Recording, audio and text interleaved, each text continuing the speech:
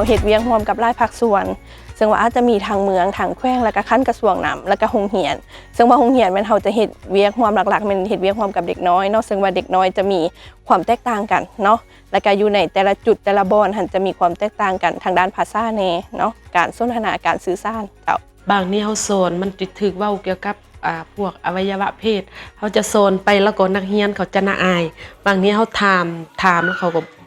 บ่กล้าตอบมีแต่อายหั่นน่ะ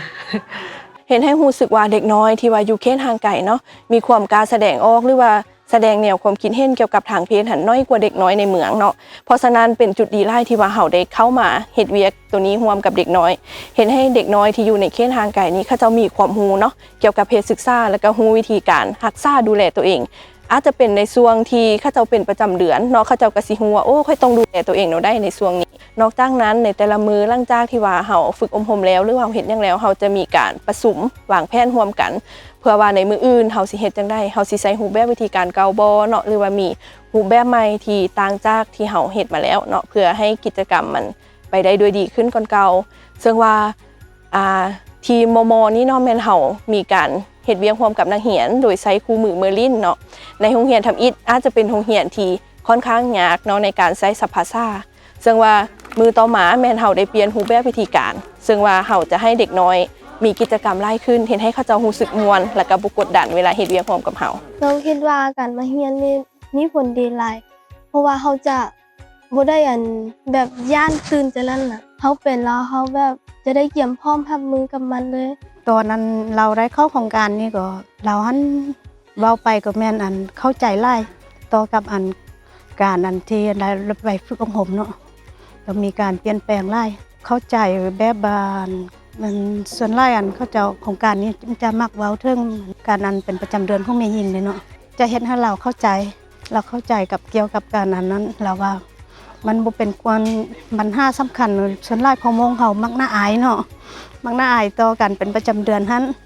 แต่เราเข้าโครงการนี้เรามันเข้าใจแล้วเราว่าเราบ่อายบ่เป็นหยังมันปกติของแม่หญิงทั่วไปแล้วอยู่ในการสอนหั่นมันจะมีโปสเตอร์มีที่ว่าสอนแซงแล้วก็มีแต่เอารูปโปสเตอร์ให้เขาเจ้าเบิ่งแล้วก็มีการแบ่งกลุ่มแล้วก็เขาเจ้าอ่านแนะนำอันนี้มันแม่นแนวนี้เลยส่วนหลายนักเรียนจะสนใจอยู่ในยาคุมกำเนิดแล้วบัดนี้มีโครงการของพวกเขาเข้ามาเขาเจ้าได้เรียนรู้วิธีการที่ถูกต้องเนาะเขาเจ้าสามารถนำไปบอกหมู่เขาเจ้าอยู่ในห้องว่าช่วงเจ้าเป็นประจำเดือนเจ้าก็สามารถมาโรงเรียนได้เด้อทางโครงการเนาะเพิ่นมีผ้าอนามัยมาแจกอยู่ในโรงเรียนของพวกเขาสามารถไปเซ็นเอานำอาจารย์ได้คันว่ามีกิจกรรมตื่นไปน้องอยากให้มีการแต่งกลิ่นเพิ่มแด่เพราะว่าแบบมักเบิ่งเขาแต่งกลิ่นน่ะอยากให้ทางโครงการเฮาพัฒนาให้เขาเจ้าเด็กเฮาหันกล้าหาญมีความสามารถก็แฮงดีคือปกติผ่านมานี่จิตญาเราก็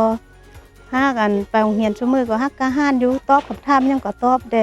ตั้งแต่เข้าโครงการนี้มาเฮ็ดให้เราหันเข้าใจหลายแล้วก็มีความกล้าหาญหลายขึ้นไปกับคนอื่นหลายเข้ากับหลายคนใดนี่ก็ดีใจนำลูกว่าลูกเข้ากับสังคมได้สบายดี Actually, like the project is already 1.5 year has been passed, and then yesterday we launched the raising awareness event, included the student club members. I was really moved by the outcome, amazing result of student club members that they are no more shy about talking about menstruation in front of people. Through drama show, dancing, and menstruation hygiene management demonstration, they really show their confidence to talk about menstruation hygiene management. ซึ่งกิจกรรมที่พวกเขาดำเนินอยู่ในโรงเรียนนอแมนได้รับการสนับสนุนจากกระทรวงการต่างประเทศญี่ปุ่นประชาชนญี่ปุ่นและองค์การแพทย์สากลประจำญี่ปุ่นซึ่งว่าพวกเขามีความหวังว่าจะได้รับการช่วยเหลือเหล่านี้เนาะในครั้งต่อไปอีกตื่มขอบใจหลายๆ